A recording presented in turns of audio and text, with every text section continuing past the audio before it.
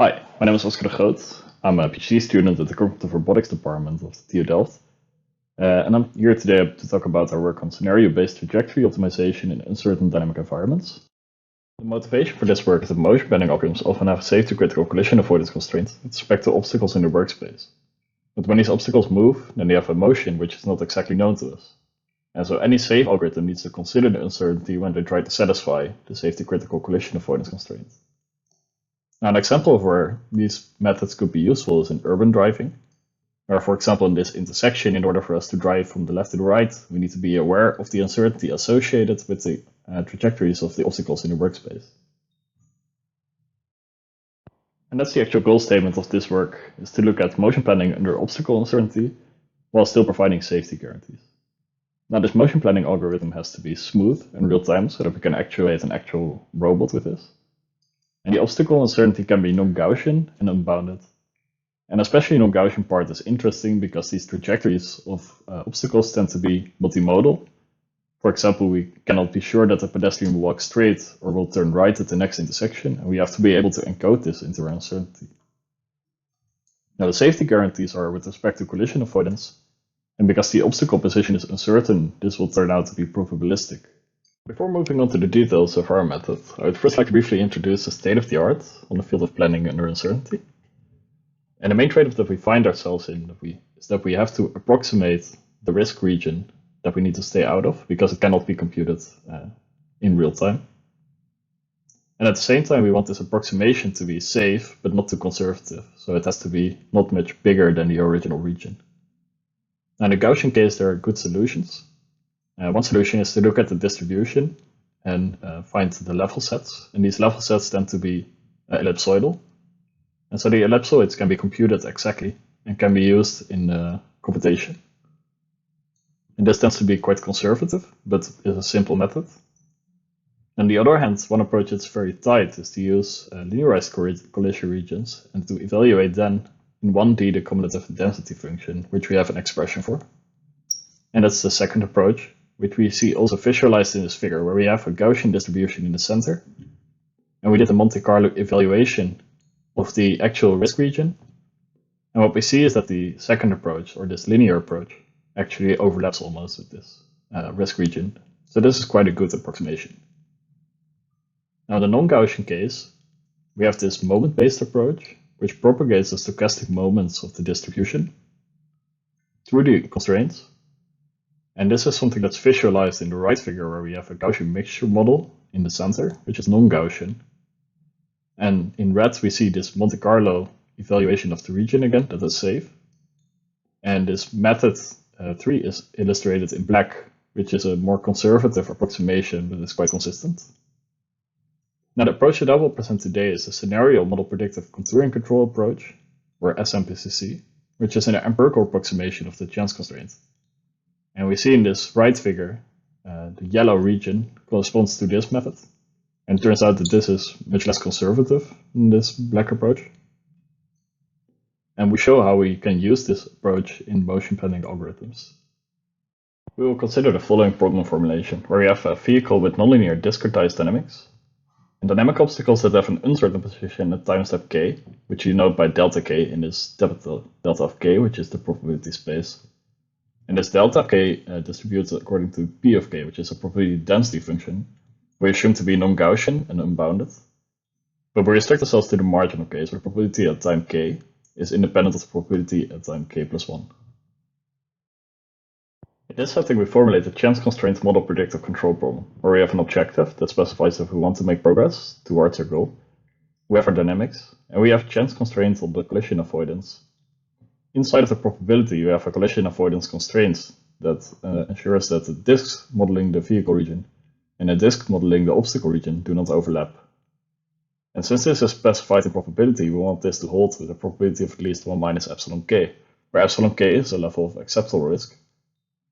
And we note that this constraint is specified for each stage k in the optimization.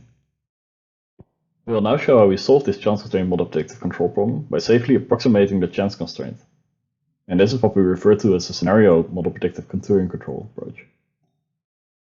Now, the first step in our approach is to locally linearize the collision constraints, and this process is visualized here on the slide. where we move from this left distribution to the right distribution, which was linearized with respect to the first vehicle disk. And we get a smeared out distribution that is still locally accurate. And the motivation for this is that it significantly simplifies the optimization, especially when sampled. And since we repeatedly solve the motion planning problem, it's sufficient to be locally accurate because the solution will not shift a lot between stages. So to move to this empirical approximation of the problem, we make use of scenario optimization, where the main idea in scenario optimization is that we have this chance constraint problem, which specifies some constraint in an uncertainty. This uncertainty is denoted by delta. And from this delta, the approach is that we draw S samples from our distribution, which in our case we could think of as obstacle positions. And for each of these positions that we drew, we specify a new constraint that is deterministic. But in total, we have a large set of samples now. And this so-called scenario program is then an empirical approximation of the problem. And so this moves this uncertain problem to an empirical approximation, where each scenario that we originally drew generates a half space for the new problem. And the question is, of course, how well does the empirical solution now give guarantees on the original problem? Now, to find the result in this direction, we look again at the scenario optimization approach. And specifically, we have to look at the support subsample, which is the set of samples that if we optimize with respect to these samples, then the solution is the same as with all the samples in place. And that means that this is a small subset of all the samples that we can use as an indicator to find the risk of the optimization. Now, if we define the violation probability as the probability of drawing a realization where the constraint is violated, then this is more or less the risk that we experience of our constraint. And it turns out that the probability that this violation probability is bigger than the risk that we specify is upper bounded by some beta. Now, the main factors in this equation are the support that we found, the sample size that we use to draw the samples, and also the level of risk that we would like to achieve. And so this equation gives a full relation between the actual optimization that we solved and the initial sample size and risk that we need. Now, the key observation that makes our approach efficient is that the scenario program has been constructed from the set of half spaces, as is visualized on the left here. It has a lot of redundant constraints. In fact, it can be reduced to the problem on the right, where only the intersection of the half spaces is used as a constraint for the vehicle. Now, additionally, since these constraints that are in the intersection are the only ones that can influence the vehicle, we directly gain an estimate of the support subsample. So in this right case, the support subsample would simply be 3, and we can use it directly to find the risk of the optimization.